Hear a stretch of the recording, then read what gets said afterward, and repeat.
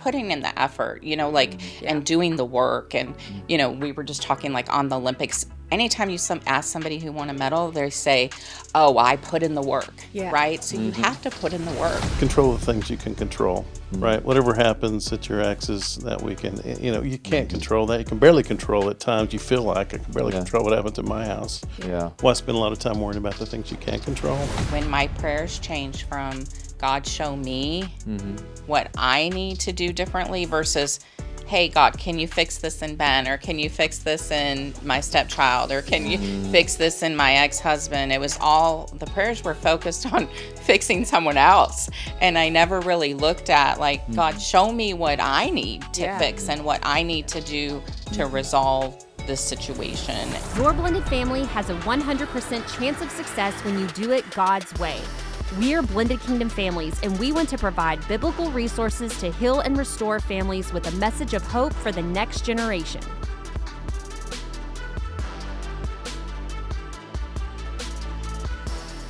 Hey guys, welcome to the BKF Podcast. We are so excited you are here with us today. And if you haven't already, please take an opportunity. You can like, share, you can comment. What else can you do? You can subscribe, you can leave a review.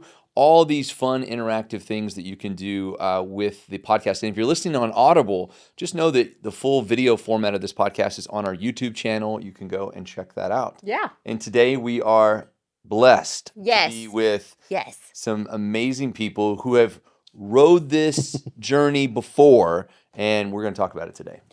So you guys, we have some of our good friends. They're also partners of the ministry. They were actually on our panel discussion that we had at the Blended Family Conference last year. But we have our friends, Ben and Debbie Kohnle. Ben and Debbie, welcome to the podcast. Great. Thanks for having us. Great to be here. Yes. Well, and you guys, we have a lot to learn from Ben and Debbie because they've been married for almost 20 years. And so I love always getting the wisdom and advice for people who've paved the way before us and have gone that way, so that, because there's a lot that we have to learn, and we are learning right now. I have to learn every day. Vanessa makes it really, like, she's like, I need you to learn this today.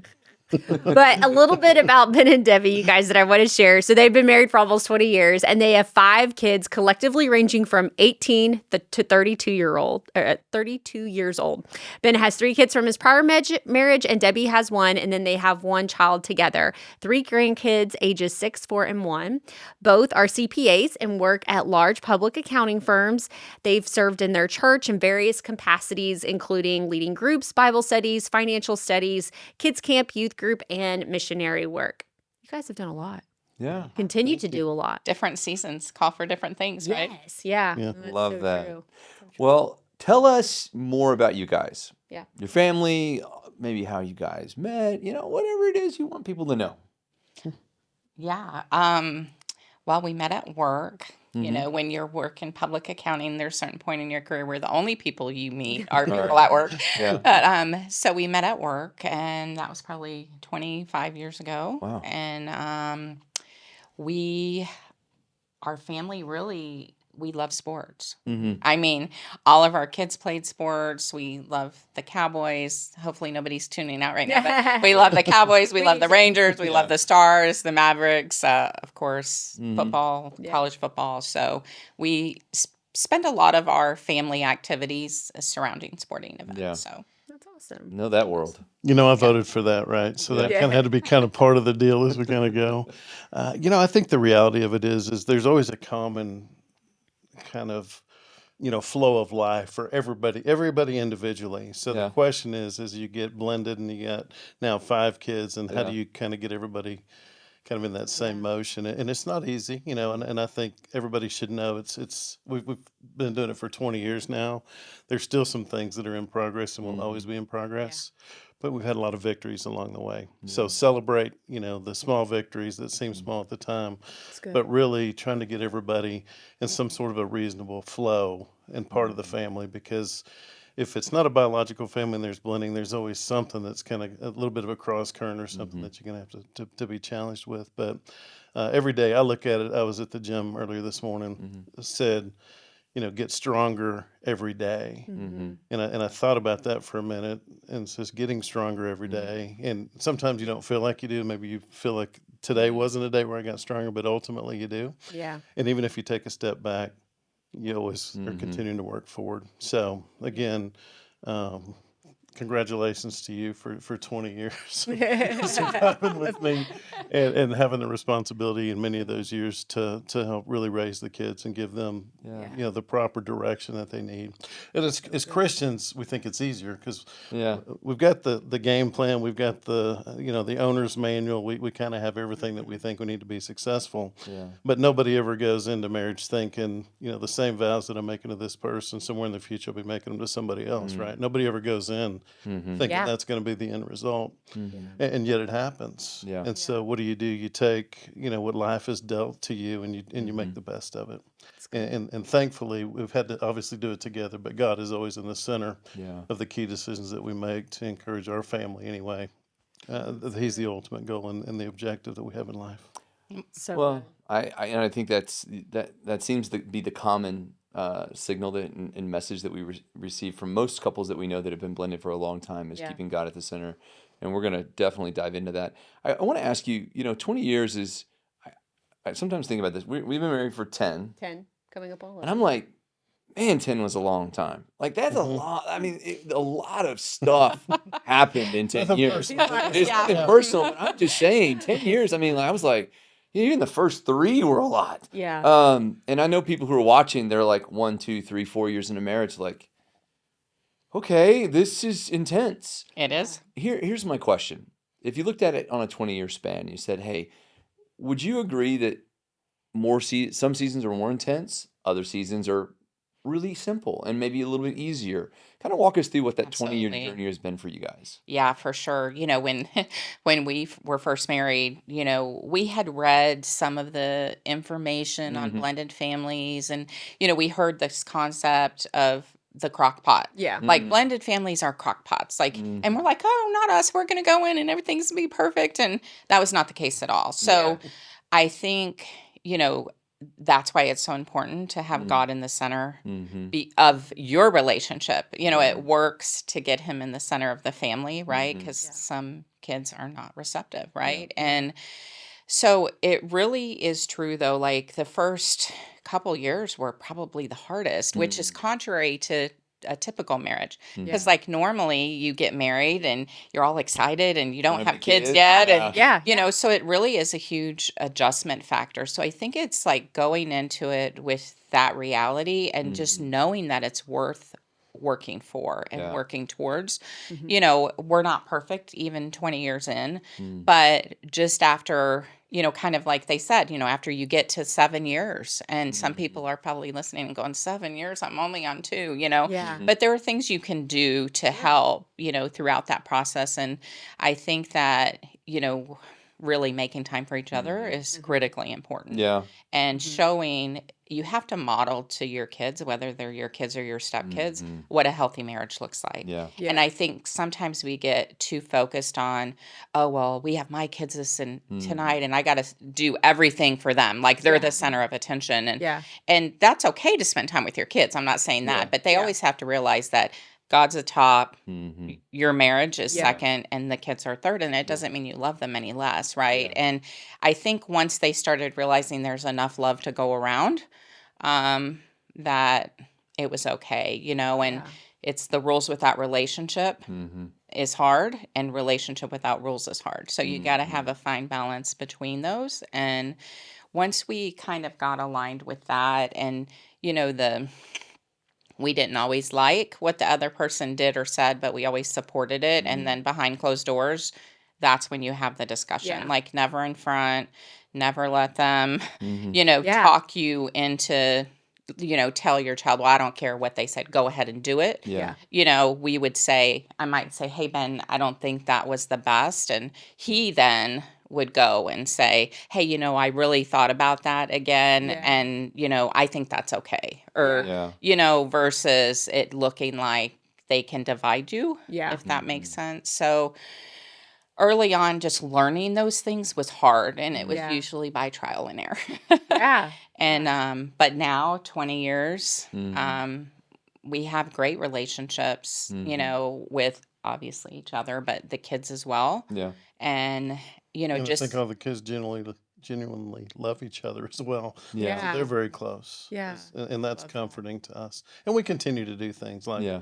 birthdays. We'll celebrate. Everybody has a birthday. There's always going to be a lunch where everybody's going to attend, Yeah. including the grandkids. Yeah. So we're all together. And of course, when you got 10, 11, how many we have these days? There's a lot of birthdays going on. Yeah. It seems like once a month at least. And then obviously the important times around Christmas and the holiday season. Yeah. And then every summer we have a family vacation, right? So even though they're adult children now, we still, and it's a little bit more difficult to coordinate calendars. they may come because we pay for the vacation, but, you know, we're hoping it's because they like each other. but- Vacation. Yeah.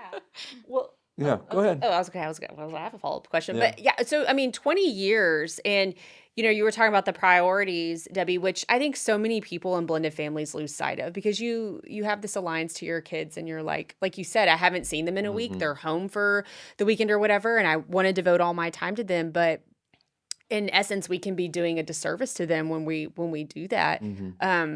By then, if we're putting our spouse on the back burner, so to speak, or we're still not making the marriage the priority.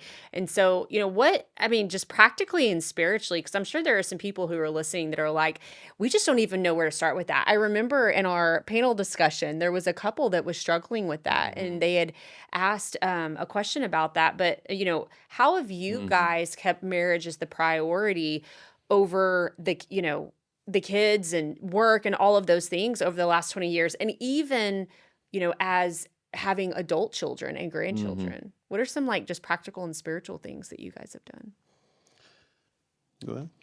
I think we use the calendar. Yeah. If you're talking practical, Yeah. you know, both being busy professionals, if it's on our calendar, it happens. If it's not, it doesn't. Yeah. So date night, or what we used to do, because we had some flexibility in our profession to where we would do date day. So when the kids were at school, he and I would go out and have a date, and, you know, because then you're not feeling like, oh, my kids are over tonight, I can't have a date, you know. And the other thing that was critical for us, and it took time, a lot of time, length time, was to get to a position where all four parents, meaning my ex, his ex, we all came to the conclusion that what was best for the children. Yeah. So that afforded for a lot more flexibility in the relationship and parenting. It took a while to get there, but just hey, we're going to go on a trip together, right? We would do that at least once a year, just the two of us. Yeah. Or we would do the EXO marriage conference or a similar conference, and so critical. And I remember people say, why are you going to the marriage conference? Are y'all having problems? My dad used to say that. And I said, no, we're going to the marriage conference so we don't have problems. So it's putting in the effort, you know, and doing the work. And, you know, we were just talking like on the Olympics. Anytime you ask somebody who won a medal, they say, oh, I put in the work, right? So you have to put in the work in all realms of life, right? You're not going to win if you don't put in the work. So that is the same. You know, you got to have the right relationships, you know, with God, and then you have to put in the work, right? And do what he's called you to do. And what he's called you to do is to put your spouse first.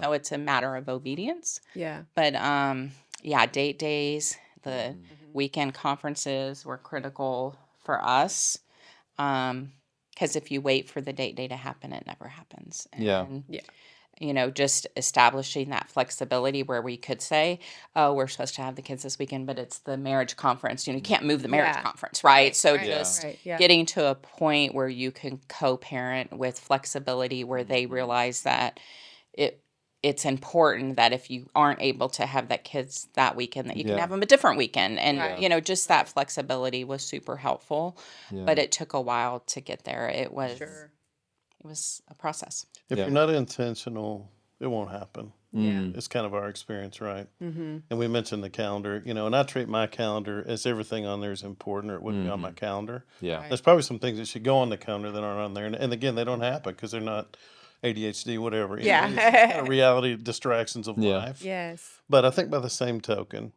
I have to treat each of those as equally important, right? So if it's a date day, then it doesn't matter what happens in work that day. You know, I'm going to survive till tomorrow. You know, get with me tomorrow.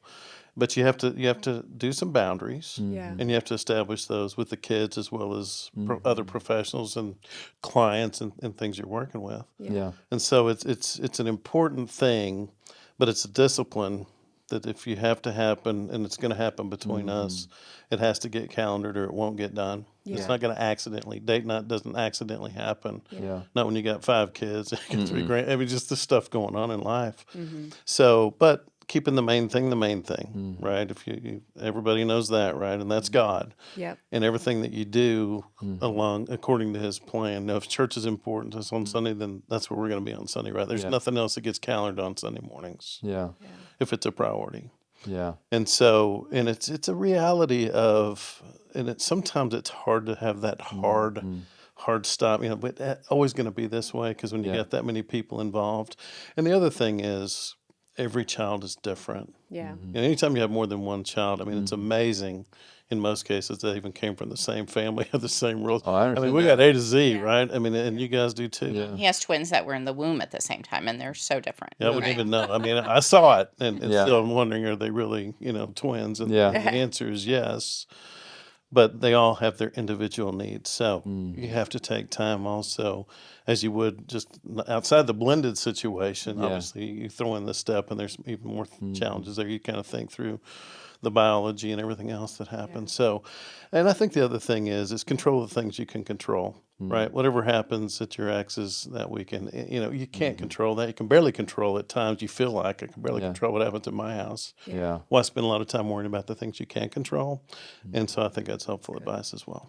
I think having a consistent, we call it an instruction book, right? The Bible. So Yeah. these aren't our rules, Yeah. right? And because we got into a period where why mom lets me do this or dad lets me do that. And I said, well, let's look at the instruction book. Let's see what the Bible says about this. And, Yeah.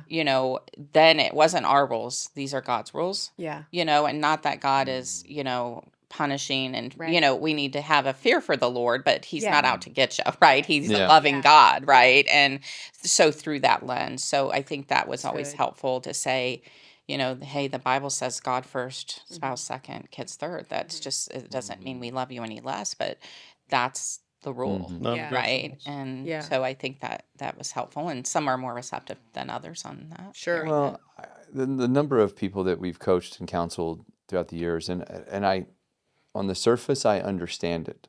I understand it. So many blended families I've come to, and they've said, no, my kids are absolutely the first priority in my life. And I'm not saying that, your kids are not a priority. Oh, absolutely. It becomes the balance of how does this actually work for the long term. And I know we've talked about statistics and we've talked about different things. I think we've started to draw a little, at least I have, started to draw a little harder lines and saying, hey, listen, there's a way that this works. And there's only really one way that it works. So I understand that kids are, they need time and they need your priority. But if that is going to be above your spouse or even above, we look at, I know a lot of times people, they'll play travel baseball and all of a sudden it's like Sundays are for baseball. And I'm like, okay, then don't come complain when your marriage goes awry because you haven't, been to church or you haven't taken your wife on a date in 2 years.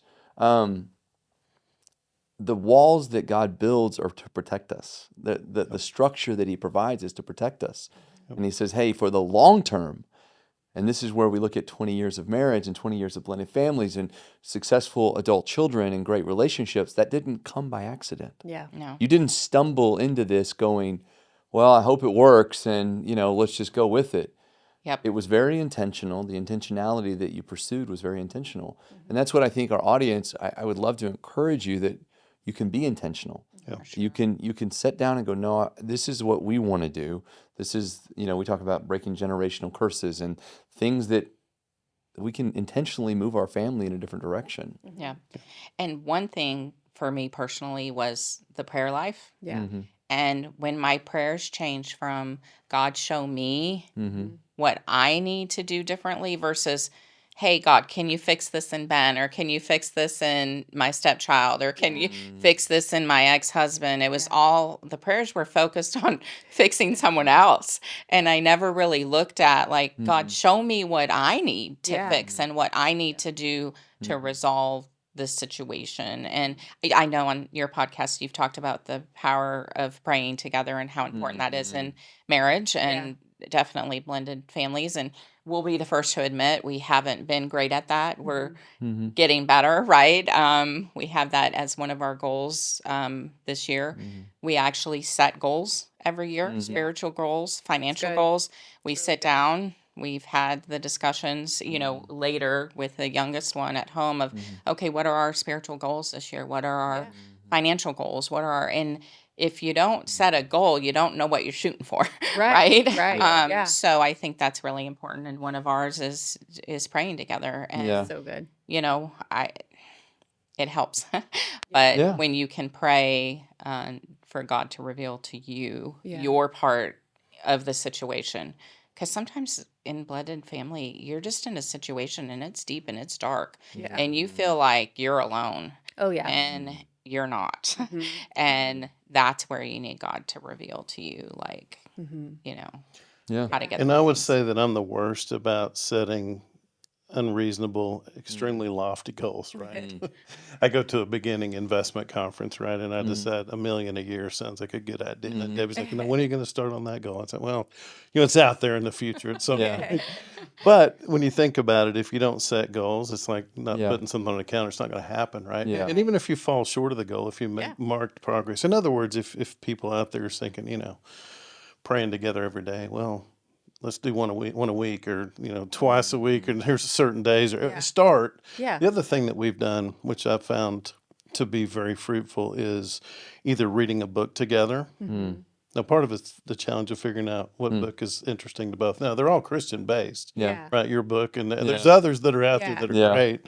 But I think the reality of it is, if you think about it, and I start thinking about things, because for me, we both love Jimmy Evans, as I know you guys do as well. So, but I would lean towards Tipping Point and prophetic stuff, and Debbie would lean towards marriage and those kind of things. Which is, there's nothing wrong with either one, right?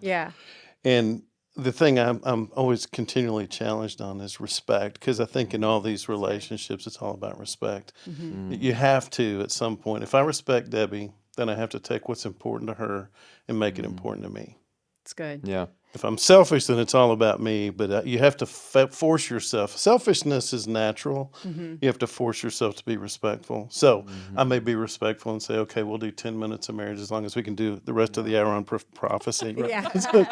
and I'm joking. Compromise. All about compromise. It is. And I think there's a lot to be said for that. I love sitting and reading before I go to bed. It helps just calm my mind. And Scott can't stand it. He does not like it. And I'm like, I need you to come into my world for 30 minutes, okay? Or I think it's hilarious. Vanessa, she's so sweet, and I love her for it, but I'm like, listen, it's like eating mustard. It ain't ever gonna happen for me. Like, I don't understand why people eat it. In the same way, like, she's like, let's read this book to each other. And I'm like, Ben reads books to me because when I go in bed, I'm tired. So I snuggle up. I snuggle up and he just reads to me for 30 minutes. Most of the time I'm reading to myself.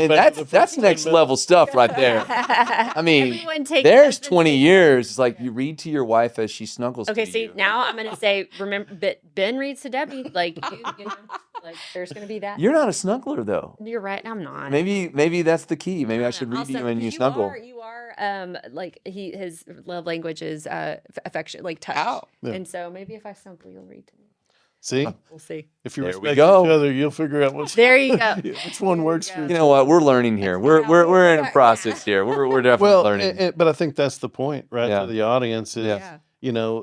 because some people are just, they feel uncomfortable. Now, I will pray, 3 or 4 times a day individually, right? Myself. And it's not always asking God for things, even though there's always part of that come into play. God, hey, remember me. I'm still asking about what am I supposed to do here? Wisdom. Here I am. And, the reality of it is that we all know. But together, it's a different reality. It's an exponential reality, really. And when you're reading together, and for some out there, they may say, well, it'd be really uncomfortable. Maybe we'll do this once a week, like Ben said, just try to short prayer, 10 words or less, and, we check. And the reality of it is we'll do what you're comfortable with. If it's reading the Bible together, There's all kinds of reading plans out there, chronological, yeah. New Testament, Old. I mean, figure it out, right? There's something out there for everyone. And for us, I think the praying at night or the time together at night, that will usually end in a nice warm bath that ends up about 10 minutes of snuggling and goodnight as you're continuing to read over there. Where did we get to last night? I mean, that's kind of the reality. Yeah. But it can also be first thing in the morning. Yeah. Before the distractions of the world occur. And some people are early morning people, some people are late night people, right? So she's early morning, I'm late night. So you have to kind of figure that out. Yeah. But there's multiple ways to find your love language that's moderated enough to be able to say, okay, I don't like doing this, but this is something Debbie really likes. Yeah. So that's what we got to do. So this New Testament reading plan, okay, maybe I'd take the Old Testament reading plan to myself and allow her, to spend time together with us doing the New Testament reading plan for the year. Good. So there's always ways to do it, but I think the spiritual, really, if God is in the center of your relationship, Yeah. and there's no way you can. And to me, I don't think you can be successful in long-term marriage. How people do it in the secular world and live together, there's a higher level of commitment than I can ever even imagine. Yeah. If God's not in the center of that, Yeah. to allow that to continue to happen. Well, the truth of it is, statistically, it doesn't work. Yeah. I mean, I think one of the, not that I'm probably getting off topic Well, if you here. did satisfaction surveys, Yeah. it tells you right there. I'm just saying, you look at like Hollywood and things like that. It's like the glamorous life. It doesn't translate well. The statistic that I think is the most powerful statistic I've ever seen is the study that was done of couples who pray together. Yeah. Out of 1,152 couples, only one divorced. Yeah.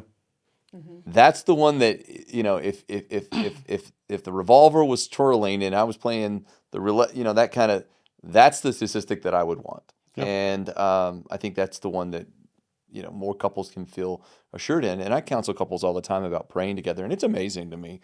And it's taken a practice for us. I think every day is a little different, but we try to make that happen, as consistently as we can. To ensure that, and it doesn't seem like, and it's not this huge event. It's us grabbing hands and we take turns praying, and hers are longer, mine are shorter. It's okay. And for some reason, that seems to keep the wheels greased and keep things going and moving, and provides opportunities for discernment and the words that you don't say in marriage that keep marriage a priority. So. Well, I think what I've taken away from today is, and just from the beginning of what you guys were talking about when y'all were blending, is just the intentionality. We've kind of honed in on, you have to be intentional in your marriage, intentional in blending, and the resources and being patient, and intentional in your prayer walk, or finding those things together as a couple that are going to continue to knit you closer and closer together as God's the center and foundation of your marriage and blended family. And so I think just that encouragement or hope is just being intentional, whatever that looks like, and being consistent in those things. I love it. Because it's not always pretty, and you're going to have those good seasons, those bad seasons, and, seasons where, it's not going to hit the mark every time. But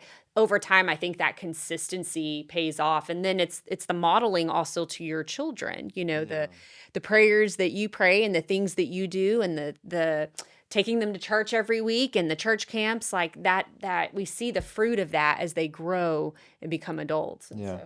And sometimes you just have to pray for Ben and just be like, I need you to fix this. When you realize that Ben's unfixable, you kind of change your prayer to what I need. Well, I feel like if the wives pray enough, they'll just accept that, God just made him that way, and not much I can do about that. All right, guys, we're coming to the end of our time together, and the final question we ask all of our guests on our podcast is, the name of our ministry is Blended Kingdom Families. What is a blended kingdom family to you? I think it's a family on mission to serve the Lord. And I'll tell you, you kind of all have to be going in the same direction. We're not there yet. We're 20 years in, and we still have children that we pray for daily that will be moving in the same direction, or maybe move a little faster in that direction, right? But I think, it's just realizing that you're a child of God, and you're forgiven, and you're redeemed. And when you realize that in a blended family, that you're called to do the work of the Lord, and you're, because of all of that, you can, and you have that right. And I think a lot of times blended families feel like they, have failed, and so they don't feel worthy of, doing kingdom work. But that's not true at all. Yeah. It's a lie. Let's just say that everybody falls short of the will of God in life. And why would we think that marriage wouldn't be one of the areas where we fell short, right? I mean, we all have sin in our life, and there's the reality that divorce is reality. So the question is what do you do from that point forward? We're all going to leave a legacy, right? The question is, what do you want your legacy to be? And if you don't work towards leaving a legacy that God would be proud of, not you as an individual, but God would be proud of, then we fall short. I think when you say blended kingdom family, I always think, well, what's a kingdom family? And then, right, we know what that is, every day living on mission towards serving God and being obedient to his commandments and serving others. And then the only thing that's in there that's different for most people is the blended part. And the answer for me is it just adds a little extra layer of complication, right? But that's all. And I think the rewards and the desires to do the things that we all want to do in life as we leave our own legacies are exactly that. Yeah. And the blended part becomes a little more challenging, but what's life without a few more challenges? That's right. And if you overcome them, you're stronger for it. Yeah. Yeah. And if you can share that along the way with as many people on the way to heaven as we can, eventually, those of us that are Christians, we have a one-way ticket to the fantasy island I was talking about earlier. I mean, that's the reality. Yeah. And our goal is to take as many people as we can with us, including our own family members. And for them to ever not know would be, I'd be ashamed as a Christian if my own kids don't know. Yeah. The secret reality that's not so secret. We all know if you read the handbook, we've all been talking about that in the Bible. So, but is it easy? No. Yeah. Is life easy? If you think about the simplest part of it, the answer is yes. It's pretty simple. Accept Jesus Christ, your Lord and Savior, live an obedient life to Him. Love God with all your heart, soul, mind, love your neighbor as yourself, and here we go. That's simple. How complicated is that? Then you start peeling back, well, we got this part. I mean, what's happening here? Yeah. It can be challenging, but don't ever give up on the challenge. That's good. Love that. Love that, you guys. Great stuff. Yes. We've enjoyed having you guys, and more so, we love your friendship and your support. You to Vanessa and I are incredible people, and really a guiding light for the things that we hope to accomplish in our lives. Well, thank you guys for all you do and for this ministry, which we didn't have 20 years ago. We were going through this situation, right, with us personally.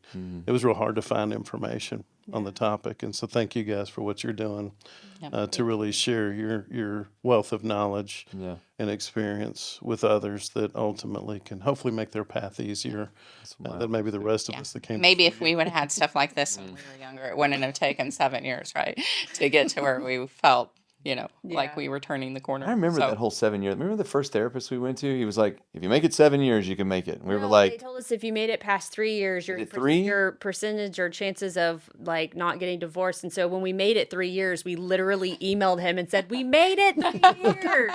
I was just like, man. It was our like, way to put that date out there. That's a lot. So but we're all shooting for more and just more. Absolutely. We just want more time. Yeah. So guys, get stronger every day. Like I said earlier, get stronger every day. Love it. Some days better than others, but keep that motive. Thank you guys. Pleasure. Enjoyed it, guys. So much y'all's love. Yeah. Thanks again to you guys. And guys, we hope you've enjoyed this episode. We all learn from those who went before us, and anytime you get an opportunity to sit down and listen to a couple who have gone through the war, they've gone through the battles, we hope that you will take their advice and just process it and implement it. So, guys, if you haven't already, take an opportunity and subscribe to the podcast. We'd love to alert you every week when a new podcast comes out. You guys take care and have a wonderful day. Be blessed in all that you do. Hey friends, so glad you were here with us today, and I hope you enjoyed today's episode. You can find more resources from Blended Kingdom Families at blendedkingdomfamilies.com. Join us again next time as we talk about more blended family topics. Be blessed in all that you do, and remember, nothing will be impossible with God.